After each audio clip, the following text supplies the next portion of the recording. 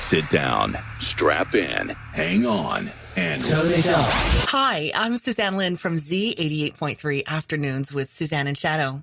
Join my friends Mike, Fritz, and Trish on WGSR, bringing hope, comfort, and encouragement to the world 24 hours a day. Hi there. We here at God Stories Radio are reaching out to you and your business to sponsor us for as little as $10 a month.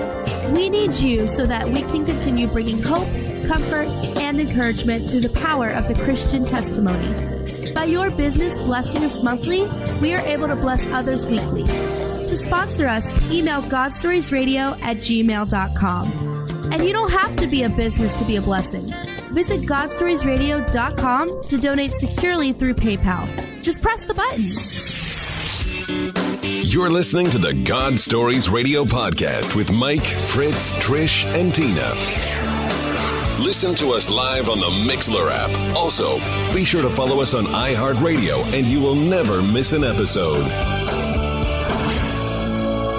Hey, everyone, welcome to God Stories Radio. This is session 133. I'm Fritz. I'm Mike. And I'm Tina. Hey, 133, man. 133. Man, I couldn't wait to get here tonight. It's Thursday night. I always wait for Thursday That it night. is. That it is. I want to welcome everybody listening on Mixlr. You dialed into a good one tonight. We've got our good buddy in the studio, and he's got a whale of a story. I just know that someone's out there needs to hear what he has to say. Father always sets them up. You got that right. What's going on over there, Mikey? We got some shout-outs? We do have some shout-outs. Our Facebook likes this week. We have Jose Arambula. Jose, thank you. Thank you, Jose. And then we have Orlando Paz. I know Orlando. Hey, Orlando. Thanks for All giving right. us a like. And then Vicky Vega. Thank you, Vicky. Thank you, Vicky. Thank you, Vicky. Appreciate that. All right, and in the regions that come up for this week, we have Rhode Island and the good old US of A. Rhode Yay. Island. Fantastic. And here's a good one. Gansu, China.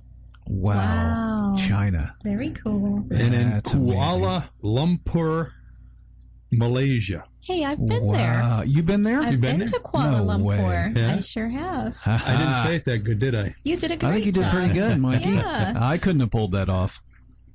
That's exciting. Well, No, welcome, how, no Kuala way. Lumpur. Aha, that is pretty cool. Uh-huh. So how's your week been, guys? Good? Riding the wave. Mikey. Riding the wave. And I've been riding the roller coaster. Yeah. Life's a roller coaster. Yes, Yeah, indeed. that's another show. Yes. Yeah, really. You know, my goodness. So, yeah, just, I know we got a bunch of prayer requests still. We want to continue to remember AJ. He wasn't at work today. Maybe that was on purpose. I don't know. But just remember him and remember the folks that lost their house last week. The Oh, yeah. Sewells. Claremont. Yeah. And then our buddy Paul. And our His buddy son. Paul. Right. I still haven't heard anything, but he had to go in for an EEG the other day. I think he's only like 2 or 3. Oh, my goodness. Yeah. Oh, man. He sent out a text asking for prayers. Okay. Remember that. And Craig. And Craig's Fox. Carpet Service up there in, where is he? Arlington, Washington. Arlington. Washington State. Yes, we remember Craig in prayer as well. Power in that prayer. Yes, there is. There is. You betcha. I just want to thank everybody that joins with us in agreement and in prayer with us every week. Yes. Because I know there's power out there. I know there's a lot of people listening around the world. And when we, 2 or more, agree, Gathered together. you betcha. He's in the midst. Yep. So, well, babe, what's going on over there? Nothing. Just, it was a good day today, and I'm grateful for it. Fantastic. Yeah. Like I said, I didn't realize, freebies from Chick-fil-A would make you as happy as it does. I got an anniversary gift. So I know, right? You bet. You've got it easy. I ain't scared. I got a free Chick-fil-A mug today. Yes, she did. And it's a travel mug, so I was very excited. And then I also got a couple of free dining coupons, and it was just a great day. Chick-fil-A made my day, so thank you for Chick-fil-A. We love you. Well, were there thousands customer today? No, I just went there for lunch with Kat, And It's like Pastor Jay says, the stuff's pre-blessed. yeah, it is. Mm-hmm. I think you're blessed just eating there. Yes. It's like paying a tithe and getting a sandwich for it. Okay, that was dumb. But sorry. Rare form. You're always in rare form. Oh, I know. Yeah. Some days are worse than others. I'm on medication. I should be. We're getting him help. Yeah, we're getting some help. Professional. Anyway, we have got an amazing special guest tonight. I'm so glad that he took time to be with us. Who do we got, babe? I'm really excited too. So we just met Arlen very recently. Fritz and I started leading the singles ministry at Real Life Christian Church, and we had the privilege of meeting Arlen, who was involved in that ministry already, and it's just been an extreme pleasure to get to know him, and you'll get to see what I mean as he goes into his testimony. But we're just privileged and happy to have him here and happy to be doing life with him. So with no further ado, I give you Arlen Knopfsinger. Welcome, Arlen. Welcome, Arlen. Yeah, well, thank you. Thank you all. Pleasure to be here. My name is Arlen Knopfsinger. I'm from a little town in northwest Ohio called Wauseon. It's a rural village, and I was raised Mennonite. It's a very Mennonite community, so everybody kind of knows everybody up there, and I was raised on a poultry farm. We had turkeys and chickens, thousands and thousands of them. So my childhood basically was involved in taking care of chickens and turkeys. But the time I was 17, I was a professional mechanic at a local Ford dealership. I was a junior and senior in high school when I worked there. I worked there in the summer, and after school during the school year, I had to work till 8, 9 o'clock every evening. During my junior year, my girlfriend's youth group was going to go see a movie at a local theater that Billy Graham had put out called The Restless Ones. It starred Johnny Crawford and Natalie Wood. Because I had to work at the dealership, I agreed to meet her there after work, and so she went with her youth group and sat somewhere in the theater. And when I got there, the movie was just starting and it was all dark, so I just slipped into the back. By the time I watched the movie at the back, and at the end of the movie, they gave an altar call to come forward and get saved and meet Jesus. So I went forward, and at that movie theater, I met Jesus and got salvation. At the theater? At a theater. No way. Yeah, Billy Graham. Wow. That's awesome. That's great. Anyway, so I never did see my girlfriend that night or at the theater, so she thought I blew her off. So I went by her house, and once I explained to her what had happened, she was okay with that. Well, we got married in Church of Christ, and at 19, and I was still a mechanic, but at the church they elected me in as a deacon when I was 20, and I thought inside my heart, my goodness, they made me a deacon. I ought to someday learn what the Bible has to say, because I'm a deacon in this church. Up until that time, at that point, my involvement in the church was being on the church softball team, being on the church bowling team, and there's good ministry in those church softball teams. Yeah. I've played many a year on one. Yeah. You know it. Yeah. Well, so I progressed through the ranks at the Ford dealership up to being a car salesman. So everything was going fine up until when gas went from 30 cents to 60 cents, and we had a front row full of T-Birds and Lincolns, and all we were selling were Pintos. So things weren't going very good.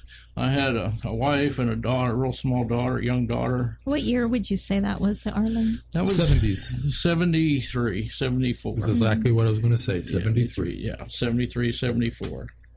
So in the meantime, a Baptist preacher moved in next door to my wife, and some of his congregation moved in on the other side of us. And they were talking to my wife, and she got convicted. Well, one night I was supposed to go to a church softball game, and she begged me not to go, to come to one of their Bible studies. So I gave in and went to one of their Bible studies. All of a sudden I was hearing words like tribulation, rapture, 10 toes of Daniel, Bible prophecy, and that was intrigued. I was totally intrigued by it. Through all of that, I started attending that fellowship, and that's when I made Jesus Christ Lord of my life. And I had gotten saved under Billy Graham's ministry at the movie, but Jesus was never Lord of my life. And through all that, I made Christ Lord of my life. And I started tithing. And guess what? Imagine that. I went from not selling any cars to having my own business. It was my childhood dream to have my own gas station. And at 21 years old, I had my own business. I was on gas station. I had a brand new house, brand new car, brand new truck, also brand new furniture. And when I had my gas station, I had 3 employees that were starting to be pastors, and they were going to seminary. They go all week and work for me in the evenings pumping gas. And then every Wednesday night for 2 years, we'd have a Bible study at my house, and they would teach me everything that they learned in seminary. These 3 guys shared everything they learned. So it was like I went to seminary, even though I didn't go to seminary. I love it. Did you catch that they pumped the gas? I sure did. I didn't miss that at all. We were a full-service gas station. We had the first self-serve island in town, and everybody thought, that is not going to fly. Uh-huh. Yeah. I worked at a Sunoco part-time, too, back in the day. Yeah. Still that way in New Jersey, isn't it? You can't pump your own gas. Yeah. So at 25, I had everything that this world had to offer, all that stuff. And I realized that when you stand before God, it's not, what did you accumulate? Mm-hmm. Did you win the Indy 500? Did you win the Super Bowl? It's what did you do with my son, Jesus Christ? So God had given me an amazing talent, and I purposed in my heart to use that talent to glorify him. My daughter, by that time, was about school age, and we wanted to put her in a private Christian school. And we had been to Colorado on vacation, so we thought, let's move to Colorado. So I got a list of all the Christian schools in the state of Colorado, and I hopped on an airplane, and I flew to Colorado and visited every single one of them. Yeah. God had closed the door on Colorado. So after that, I saw an ad in a Christian periodical that said, Christian bus mechanic wanted, but it didn't say where. So I sent my resume off to this periodical, not knowing where it was going. One night, when going out the door on the way to a Sunday school class party, the phone rang, and it was the man on the other end was the one that had placed the ad. And I asked him, where's this at? He said, Anderson, Indiana. Well, Anderson, Indiana was northern Indiana. I was in northern Ohio. It's just like moving across the street. More cornfields, cornfield after cornfield. So I said, well, I don't know if I'm interested or not. I'll think about it. I'll pray about it. But I pretty much had forgotten about it. So about a month later, I got a phone call. And he said, I have a whole stack of resumes, and yours outshines the rest. I said, I will pay for you and your wife to come out here and spend the day with me and check it out. So I agreed to do that. And so I had a bright, shiny new Trans Am at the time, but I thought, why am I going to drive this shiny new Trans Am out looking for a job to be a Christian bus mechanic? So I drove my truck. So it was about 3 hours away. Down the interstate, and I spent the day with him, and my wife and daughter spent the day with his wife. So on the way home, my wife turned to me and said, we're moving, aren't we? And I said, yes, we are. So I packed up my house.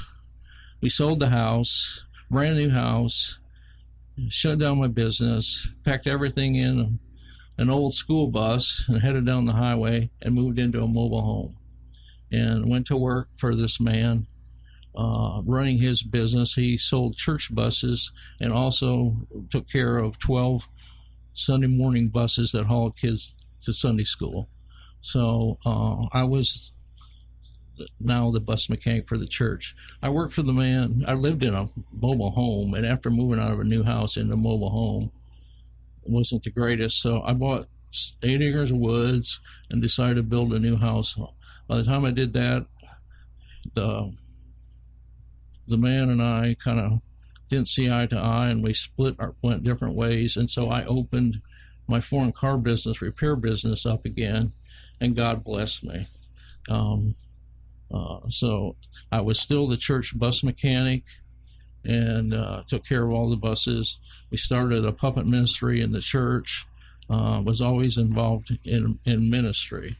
I took care of a lot of traveling evangelists, preachers would come, guest speakers, whatever. I would always take care of their cars. Anybody that was like single mothers or whatever, God gave me this talent. I was still serving God. Then one of my closest friends is a traveling evangelist named Dr. Ron Comfort. He had come to the church on several occasions speaking, and one thing that he had said, we'll never forget, he had just gotten back from a mission trip, and he said that missionaries spend 95% of their time doing non-missionary things and 5% of their time doing missionaries. What they need is somebody to come and do the non-missionary stuff so they can be missionaries. And I thought in my head, well, I can't move to a foreign country, learn the language, and teach the Bible and convert people, but I know I can take care of that 95% of the stuff. I knew that I could do that.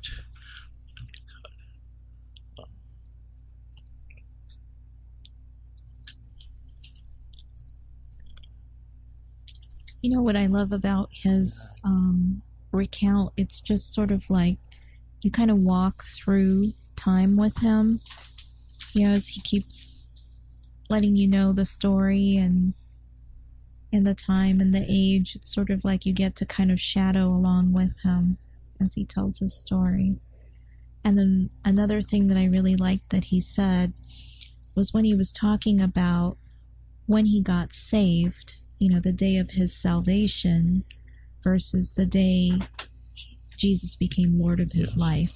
Yeah, big difference in getting saved and then making him the Lord of your life, that's for sure. And I think a lot of people think that those two things are always synonymous with each other, and they're really not. No. Because I know I can recount, when I got my salvation, and I can recount the very day that Jesus became Lord of my life and I started living my life differently. Well, yeah, that's a maturity issue. It's when we grow up, get off that milk. Absolutely. Yeah. Get into the meat. What happens is when you try to change the world for Christ, you become a real target of Satan. And, And so... Is that a mouthful there, Arlen? Yeah, well, I became a target, and I went through major shipwreck in my marriage. I was devastated. Satan destroyed my marriage, and the only thing that really got through me was listening to Christian music on the radio, like what we listen to here. Mm-hmm. That's the only thing that really got to me. And finally, I slowly got my life back to track with God, and I was single 7 years until God sent me my second wife. But I've always had in the back of my mind this love for racing. I wanted to get into professional racing, and my second wife, kind of pushed me in that way. I'd had a successful business for 25 years, and she kind of pushed me into racing. I raced USAC sprint cars with the likes of Tony Stewart and Ryman Newman back when they were still racing sprint cars, and I had just enough money to go to either the last race of the season or to NASCAR and pursue that dream of racing in NASCAR. I was very successful running in the USAC series in the sprint cars. So I decided to go to NASCAR and look for a job. So I went to NASCAR and I found a position. So I came back to Indiana and I had to sell. I sold my condo, a building lot, a commercial building, 3 race cars, a complete race team and all the support equipment, a tractor and a trailer that hauled the race cars. I bought a pickup and a enclosed trailer to move all my stuff to North Carolina, and was on the road in 10 days. I felt like God wanted me to move to North Carolina. So I was very successful when I got into North Carolina. I was on a Craftsman truck team. I worked in a few engine shops and did very well. I met a wealthy man from Florida. I believe, looking back, God wanted me to move to Florida, but he moved me to Charlotte before he could move me to Florida, because there I met a very wealthy man that was in a race car, or owned a race car, and I ran the team. We won 17 out of 21 races, and so he lived in Florida, so he wanted his team in Florida, so he moved me to Florida. What happened is his wife had never watched him race, so because we were at Daytona, she thought she would come and watch him race, and he drove right into the wall all by himself. Man. So here's this wealthy man that wrecked his car right in front of his wife, and she said, "Honey, sell the race car." That was kind of it for the race car. So I had the responsibility of selling off all the assets of the race team, which put me into another business, was buying and selling race car parts. But I still wasn't where God wanted me to be. But I was very successful at buying and selling race cars, building engines. I've won a lot of local track championship with engines and being a crew chief and whatever. But that was all on the weekends. So not being where I wanted to be, major, at that time, Enron, MCIworld.com, and 9/11 destroyed the economy. All of my customers lost all their money, and some of them even lost their jobs. Racing died in the state of Florida. So I went to my wife and I said, "Honey, I'm broke." And she said, "Honey, I'm leaving." So I had just lost all my business, and now I just lost my marriage. I was devastated. I wasn't part of a church, so all the only people I knew in the whole state of Florida were customers, so I moved into a customer's spare bedroom that didn't have any heat in the winter and no AC in the summer. I had a friend that I met in racing that gave me a job working for Mobile Express Lubes. I went around the state of Florida and remodeled Mobile Express Lubes. My divorce was really nasty. Found out that because I was going on the weekends, she was having an affair. So can't really blame her for what it was, but she thought we had a lot of assets. We didn't. To pay for my divorce attorney, I had to restore her 64 Mustang. That's how I paid for my attorney. So by the time I got back on my feet and I wanted to move out of the spare bedroom, a couple from a local church called Seminole Community Church, they were getting married, and they gave me all their spare extra furniture. They combined 2 households, and so I got all their excess furniture, and I got a place of my own finally. So I agreed that I would go visit their church. So I finally got around to go and visit a Seminole Community Church, and I felt a home there. Well, it just so happens to turn out that all the New Tribes missionaries, when they're home on furlough or working for New Tribes, attended Seminole Community Church. And they were supporting a mission in Haiti and they were sending teams down there, to work in the church that they were supporting down there. I had remembered what Dr. Ron Comfort had said about missionaries doing 95% of non-missionary work. So I thought, I can use my talent that God has given me to go to Haiti and do the 95% of the stuff. And so I called ahead and found out that they needed generators fixed, so they had lined up the generators.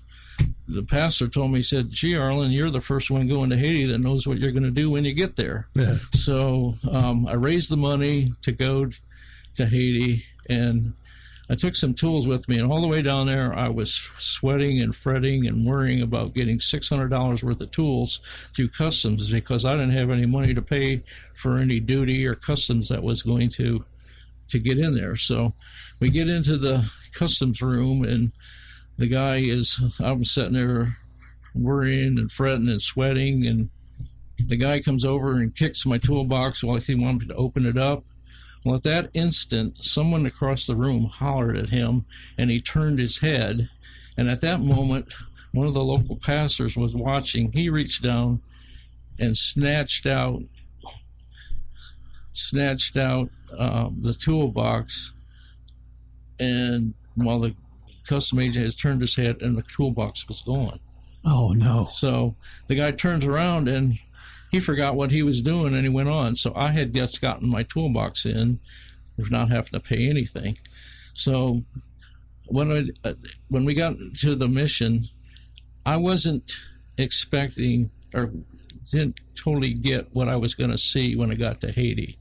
To me, it was devastation. It looked like bombed out Europe after World War II. People were standing along the road with nothing to do, watching these white American people ride by in the back of a pickup truck, one woman tried giving me her baby to come to America. Another lady asked to marry me. Yeah. I was in shock. But when we got to the mission, the next day, the whole team went out to the church to do the work, but I set up a little shop in the back at the main mission under a mango tree by putting some sawhorses down and some plywood on, and started to fix generators. One generator in particular was this really nice, expensive Honda generator that just didn't run. It just did not run right. I could tell that someone had spent a lot of money buying a really nice generator, and it just did not run. So I cleaned the carburetor and cleaned the tank, put a little bit of fresh gas in it, and got it running perfect, just like it was, so brand new. Another generator I worked on, I needed a needle and seat. Well, in Haiti, they just don't have parts stores, so you just can't go get a needle and seat for a Briggs & Stratton generator. And so I took the ballpoint out of a big ballpoint pen and made a needle and seat for the carburetor and made this crazy generator run. So wow, there's a MacGyver. Yeah. So anyway, you had to be a MacGyver type to do what I did in Haiti, because they just don't have parts stores. I have enough parts in my toolbox that I could probably open a parts store in Haiti. It's just that bad. So the generator's all set. That was on a Saturday. So Sunday morning, we load the generator up to take out to this church. And I'm all excited because everybody's expecting this really nice, fancy Honda generator to run. So we stopped at a Texaco gas station out in the middle of absolutely nowhere. It looked like it wasn't even open, but it was the local gas station. It was so cruddy and dirty. We filled the generator up with their gas and took it out to the church. And everybody was standing around, probably the whole congregation, 150 plus people. Hey, here's this generator, because they haven't had electricity and because this generator just didn't run. I fired it up. It ran absolutely fabulous. I mean, it ran perfect for about 2 minutes. And what happened is that gas that we got had been cut with diesel fuel, because diesel fuel is so cheap in the country of Haiti that there's so many crooks down there that they cut the gas with diesel fuel. And it just went back to running like it did before. I was embarrassed. I didn't know what to do, but God told me an important lesson. Diesel is the way to go. So when I got back to the United States, I started looking for diesel generators. Well, there just aren't very many available, and they're very, very expensive because they didn't hear about it. So in my business, I build and restore expensive cars for wealthy clients. I had a client that was building a very expensive Mustang, and he was going to the SEMA show in Las Vegas and was going to buy parts for this Mustang. So he thought he knew what he was doing. So he got out there and he looked around, and he didn't have a clue what he needed. So he called me and asked if I'd fly out there. So he arranged the flight. I flew to Las Vegas and went to the SEMA show. The SEMA show is basically a big convention of vendors that sell to the custom car market. And so he put me up at the Bellagio restaurant or hotel, the one that's got the dancing fountains out front and whatever. And I proceeded to go to the SEMA show with him and pick out all these parts for the car. And so, but in my mind, God sent me to Vegas. I don't know why I was going to Vegas. It seemed like such a simple thing, but I told my business partner that God is sending me to Vegas. And I don't know why, but God is sending me to Vegas. So because he arranged the flight after his flight, I had to stay an extra day in Vegas. So he flew back, and so I was in Vegas and at the hotel, and it was a $20 taxi ride out to the convention center. And I said, I don't want to waste $20, so I decided to walk. So I went out to the SEMA show, and I pretty much saw everything, so I thought, well, I'll walk back. Well, Vegas has quite a few convention centers, and there was another convention center there that was their convention was having automotive products from the world or for the world or whatever. So there was about an hour left in the show, and I walked in, and it was basically the Chinese trying to sell their Chinese-made parts to the American market. And I called my buddy again. I said, man, I'm in Vegas, but I just don't know why I'm in Vegas. So I hung up the phone from him and walked about another 30 feet, and I saw a bunch of generators sitting on the floor. So, wow, generators. So I walked up to the man, put my foot up on a generator, said, you got any diesel generators? And he says, well, you got your foot on one right now. And I, oh, okay. And I said, how many diesel generators you got? And he said, how many do you need? And I said, well, maybe quite a few. I don't know. And he said, well, I have a whole container full of diesel generators. Okay, so then I told him the story about the Honda generator and us needing diesel generators. Now, this is really hard for me to say because I get choked up.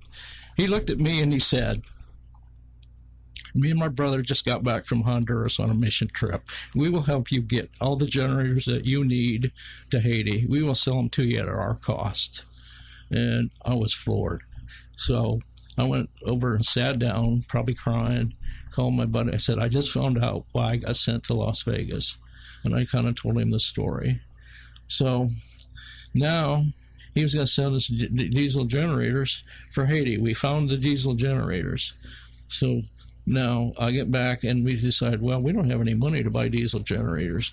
We needed $3,200 to buy 5 diesel generators that were probably worth $20,000. And so one of the guys, local guys in the church that my buddy was doing some part-time work for, said, well, I know you guys don't have any money. I'll just loan you the money. So he loaned us $3,200 to buy the generators. So we had $3,200, but the problem was we're in Florida. The generators are in North Carolina. So we were having Monday nights men's prayer Bible study every Monday night, where we would, have fellowship and Bible study, then watch the first half of the Monday night football game at church. And one of the guys in the group said, where are they at? And I said, well, it's the town in North Carolina. He said, well, that's where I'm from. I'll just pick them up for you. When I'm up there at Christmas time, I'll just drag my trailer and bring them back. Well, he did that. So now I have 5 diesel generators sitting in my shop in Sanford. So far, I haven't spent a nickel. I got paid to go to Vegas. I got somebody to pay. That's how the Father rolls, man. And so then I got them to took them to Missionary Flights International, got the people in Haiti to pay for the flight or the shipping and through customs. I followed them down there. And then in the meantime, the guy that loaned us the $3,200 said, "Well, the Lord has really blessed my business. You guys just keep the money. You didn't need to pay the money back." So we didn't have to pay for the generators. Wow. So we got to Haiti and tried to get 5 diesel generators that are all shiny and new through customs, and generators are like gold in a country that don't have electricity. And they tried stealing one at the airport, but God prevailed, and we got them through customs. So that's how I got 5 diesel generators to Haiti with no money, without spending a dime. God's will, it's God's bill. So I would always say. On the next trip that I went, I got to see how God used one of my diesel generators. We went to a little town, little village.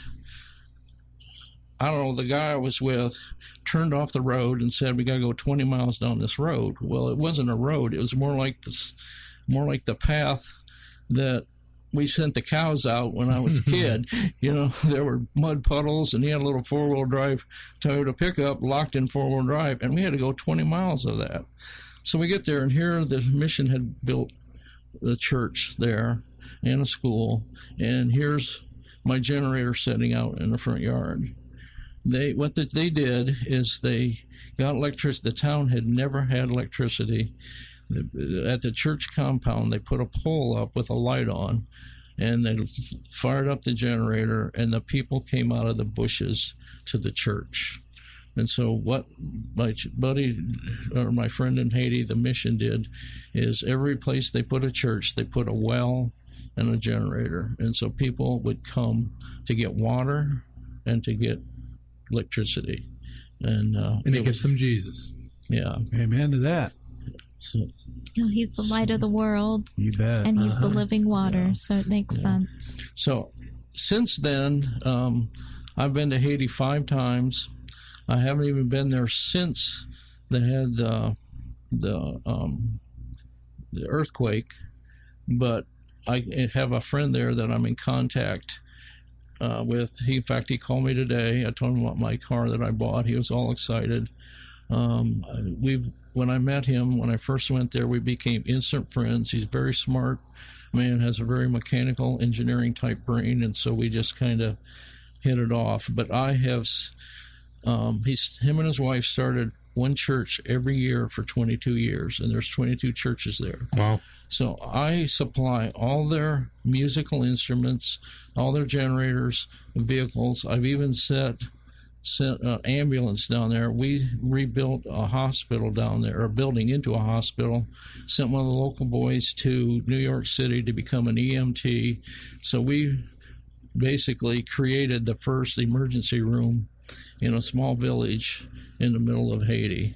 But I've sent keyboards, generators, vehicles, and whatever. And I go to swap meets and flea markets and garage sales, and I have this line.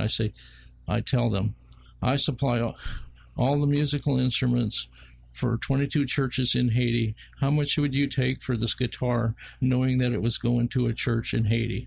A lot of times I get a reduced price. Sometimes they give them to me. Sometimes they stand firm on their price. But that's the kind of the line I use. And I want to close my testimony with this. I'm from Northwest Ohio and part of a Mennonite church. And the church is basically all family because everybody knows everybody. The church gave my mother an 80th birthday party. That was 12 years ago. She's 92 now. But when I was in Florida. I drove up there and went to the party, or to the church service, and everybody was coming up to me.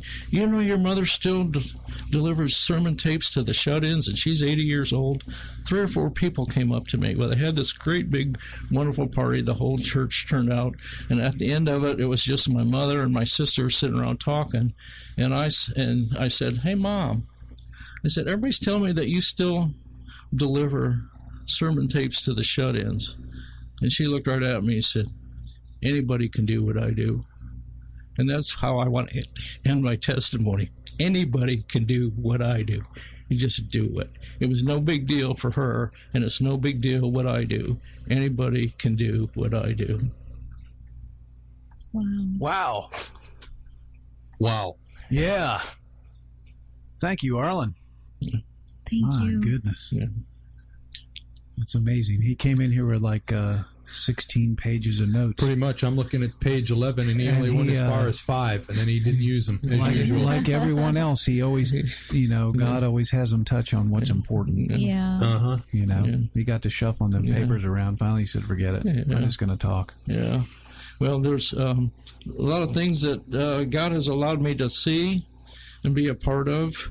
I've teamed up with other missions of people that have been down there when I was there. One guy came to me and said, Arlen, we have a 3-foot wide path that goes down a mountain, up a mountain, down another mountain, and up to the next mountain. And right there we have a garden up there.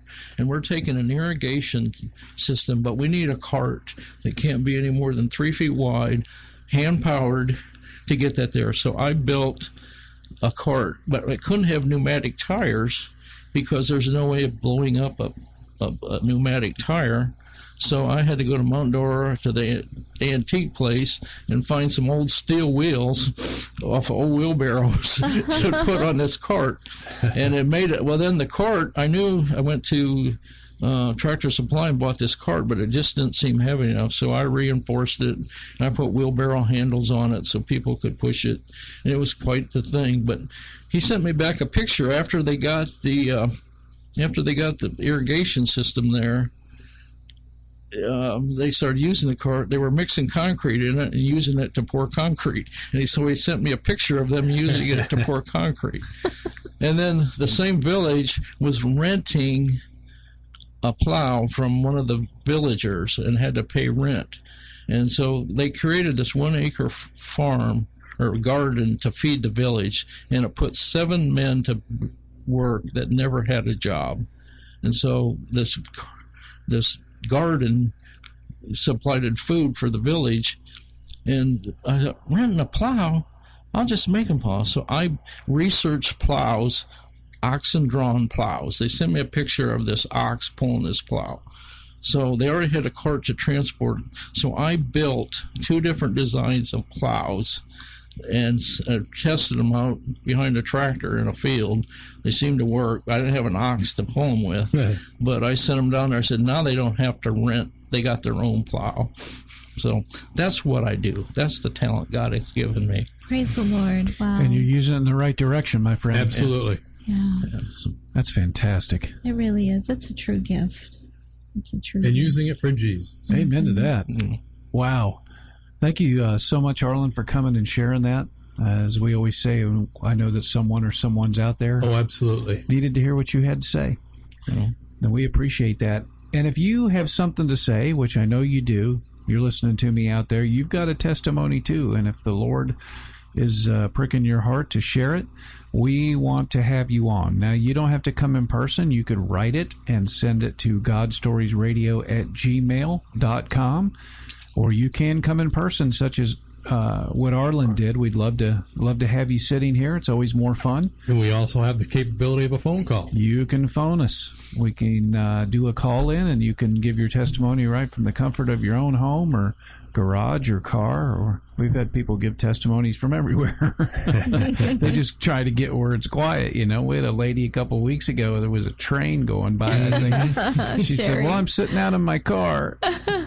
So anyway, you don't have to be perfect. We're all flawed. We've all got stories, and But Father wants your story to go out to those out there that need to hear it. amen to that. Yes. Amen to that. And be sure and like us on Facebook, God Stories Radio, and If you listen to us on iHeartRadio, please follow us on iHeartRadio. yes, iHeartRadio. If you follow us, and you'll never miss an episode. You can also follow us on Mixlr, and then you'll always be notified when we're live. And we have a lot of faithful followers on Mixlr, and we just love it that we're connecting with people all over the world. And it's just really exciting. It's not us. it's the Father, and Absolutely. we're just stewards of what He's doing, and we just sit back and just marvel. 4 years ago we started in my kitchen, Right. and now we're in 62 countries, and it's just amazing. 133 sessions. Yep, 133 sessions. Arlen, does 133 mean anything to you? Not really. Not really. Well, That's my show now, number 133, correct? Well, yeah, we always ask because sometimes the session numbers coincide with something special for the guest. And 3 plus 3 plus 1 equals 7. Yeah, right? There we go. There we go. There you go. I just remember that everybody that wants to listen to my testimony, I can tell them is 133. 133. They can find it. They can go on GodStoriesRadio.com and just click the Listen to the Testimonies tab. It'll take you right there, and you'll be on the top for at least a week. Yep. Until 134. But you can go there and listen. You can listen on iHeartRadio, Spreaker Radio, Stitcher Radio, iTunes. And so we're just blessed. We're just out there, and we thank the Lord for everything He's doing. So, and we thank you guys, and we'll continue to remember all the prayer requests. And if you guys will remember those with us as well, we greatly appreciate it. Yes. All right. What a blast. That about wraps it up for session 133. I'm Fritz. I'm Mike. And I'm Tina. God bless. God bless. God bless. Through the long dark night, out on the open sea,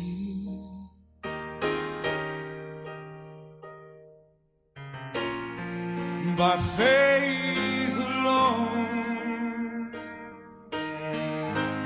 sight unknown, and yet His eyes were watching me. The anchor hold, though the ship is battered, the anchor hold, though the sails are told.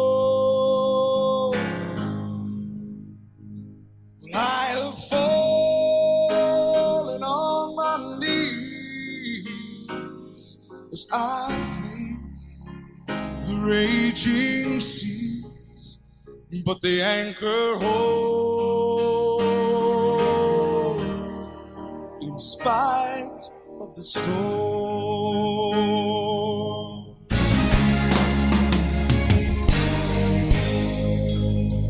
I've had vision, and I've had dreams. Well, I've even held them in my hands.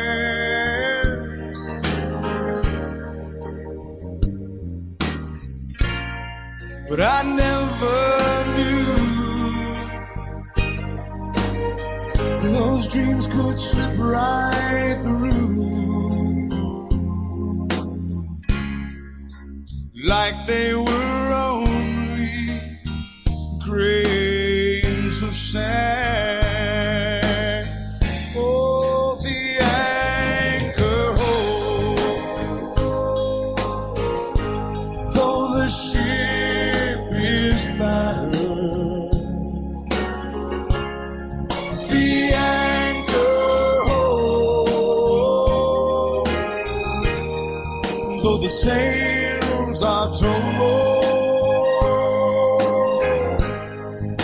Well, I have fallen on my knees as I face the raging seas. Oh, the anchor holds in spite of the storm.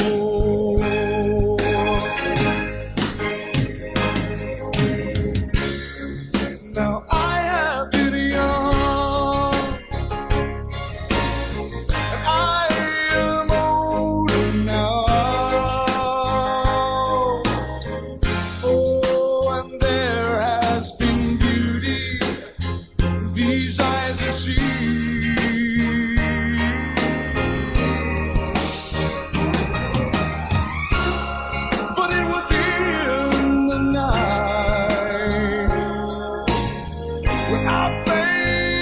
the storms of my life.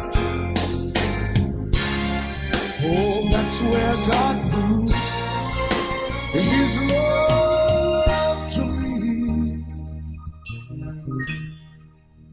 Anchor home. Though the ship is battered, the anchor home. Though the sails are torn, I have fallen down on my knees as I face the raging seas, but the anchor holds. Oh, in spite of the storm.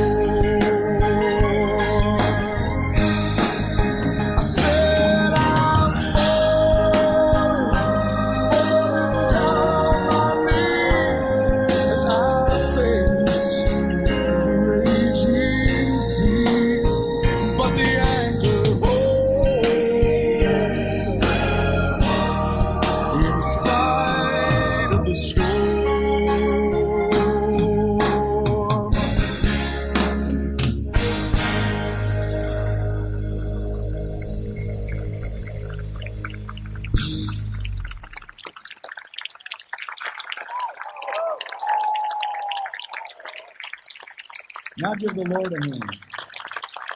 How many of you have been through the storms of life?